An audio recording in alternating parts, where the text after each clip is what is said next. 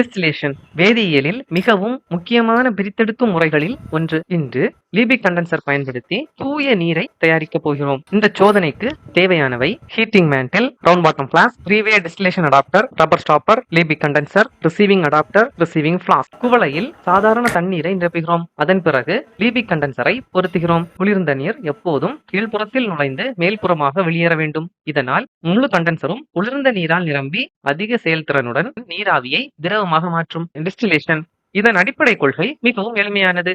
நீரை அதன் கொதிநிலையான 100 degree Celsius வரை சூடாக்கும் போது நீர் மட்டும் நீராவியாக மாறுகிறது. ஆனால் பெரும்பாலான கரைந்துள்ள உப்புகள் மற்றும் திட அசுத்தங்கள் குவளையிலேயே தங்கிவிடுகின்றன. இப்போது சூடான நீராவி லீபி கண்டென்சருக்குள் நுழைகிறது. வெளியே ஓடும் குளிர்ந்த நீர் நீராவியின் வெப்பத்தை உறிஞ்சுகிறது. அதன் விளைவாக நீராவி திரவமாக மாறுகிறது. இதுவே கண்டென்சேஷன். இப்போது உருவாகும் ஒவ்வொரு துளியும் டிஸ்டில்டு வாட்டர். இதில் பெரும்பாலான கரைந்துள்ள உப்புகள் இல்லை. சாதாரண தண்ணீரில் பல கனிம உப்புகள் உள்ளன.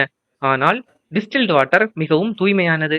அதனால் இது ரசாயன ஆய்வகங்களில் மிகவும் முக்கியமானது. வெறும் கொதிக்க வைப்பது மட்டும் போதாது. நீராவியை மீண்டும் குளிர்வித்து திரவமாக மாற்றும் போதுதான் நமக்கு கிடைப்பது டிஸ்டில்டு வாட்டர். இதுவே டிஸ்டிலேஷன் என்ற அறிவியல் முறையின் அழகு.